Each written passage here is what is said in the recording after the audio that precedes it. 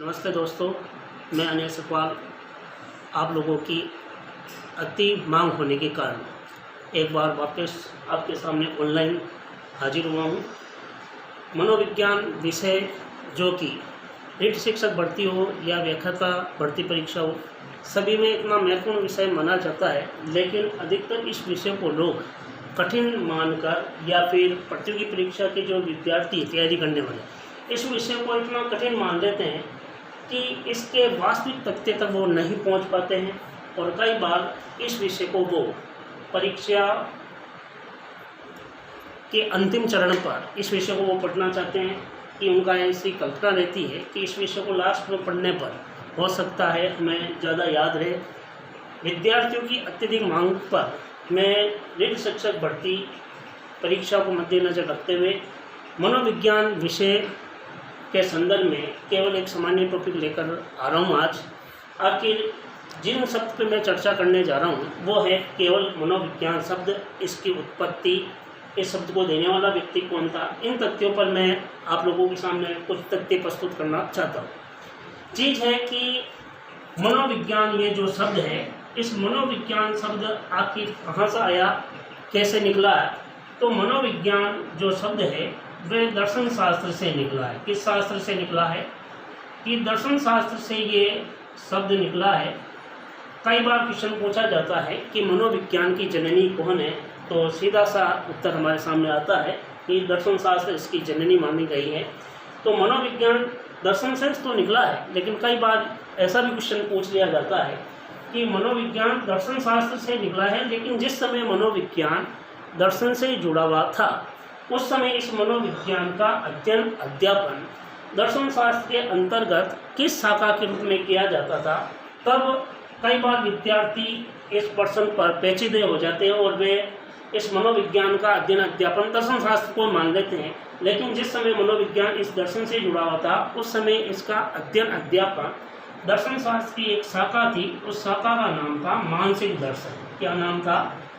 मानसिक दर्शन के रूप में इस विषय को पढ़ाया जाता था।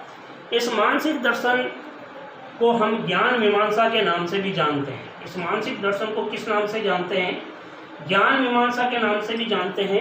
कई बार ये पूछ लिया जाता है कि आखिर मीमांसा शब्द होता क्या है, किसे कहते हैं मीमांसा। मीमांसा का शाब्दिक अर्थ होता है अन्वेषण करना। ये तो केवल इस शब्द पर एक सामान्य चर्चा हुई। आखिर यह मनोविज्ञान दर्शन शास्त्र से तो निकला है और मानसिक दर्शन के रूप में इसको पढ़ाया जाता था, लेकिन मनोविज्ञान शब्द को पहली बार किस व्यक्ति ने दिया?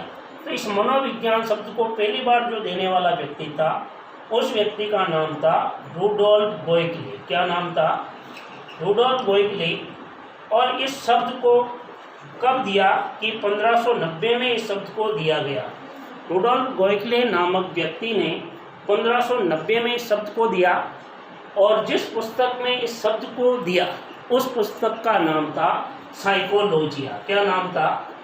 साइकोलॉजिया में इस शब्द को दिया। कई बार ये शब्द हमको इतने क्लिष्ट लगते हैं कि इनको याद कैसे करें। सीधी सी बात है कि रुडोल्फ गोएकले कहाँ का था कि रूड प्रवृत्ति का था, गोएकले गांव का रहने वाला था और 1590 में इसने शब्द दिया। किस पुस्तक में दिया? उस पुस्तक का नाम था साइकोलॉजिया, क्योंकि जिया लागे ना लागे साइकोलॉजिया। तो इस तथ्य को भी आप इस तरह से भी आप याद कर सकते हो। आखिर शब्द को देने वाला जो पहला व्यक्ति था वो था रुडोल्फ गोएकले। कब दिया कि 1590 में दिया। किस पुस्तक में दिया? साइकोलॉजिया में दिया। अब चर्चा आती है कि मनोविज्ञान शब्द को देने वाला रुडोल्फ गोएकले था, लेकिन मनोविज्ञान को आंग्ल भाषा में क्या कहा जाता है कि मनोविज्ञान को अंग्रेजी में आप साइकोलॉजी कहते हैं। क्या कहते हैं कि मनोविज्ञान को अंग्रेजी में क्या कहा गया कि साइकोलॉजी कहा गया। लेकिन इस साइकोलॉजी शब्द को आंग्ल भाषा में पहली बार किसने दिया?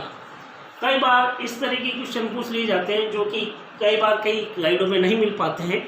इसके लिए मानक किताबें या मानव संसाधन विकास मंत्रालय की किताबें हमें पढ़नी चाहिए।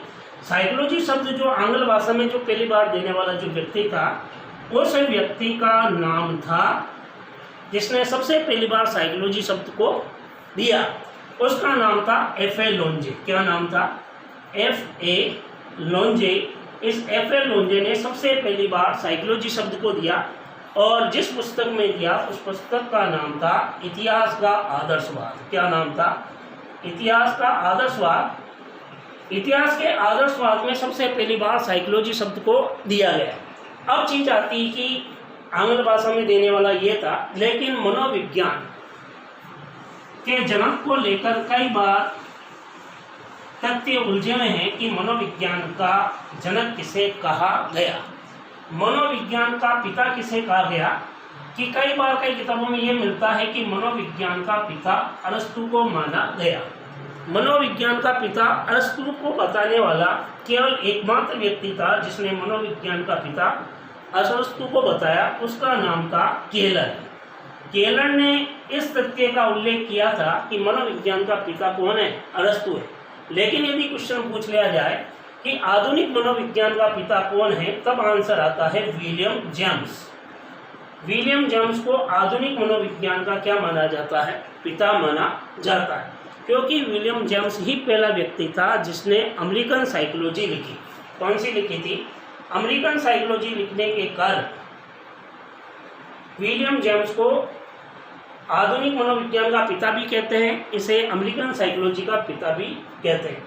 ये तो केवल इस शब्द और इसके एक सामान्य परिचय के बारे में बात हुई कि मनोविज्ञान शब्द आखिर कहाँ से निकला, किस तरह से चला है, इसका आधुनिक पिता कौन था, मनोविज्ञान की जननी कौन थी, मनोविज्ञान का पिता क्या रहा, अथवा इस मनोविज्ञान शब्द को लेकर सामान्य परिचय। हो सकता है संभवतः आपको ये वीडियो पसंद आया होगा। अगले इसके उद्भव और विकास या इतिहास क्रम पर अगले चैप्टर जब हम पढ़ेंगे उस पर इन तथ्यों पर विचार करेंगे। थैंक यू दोस्तों, धन्यवाद।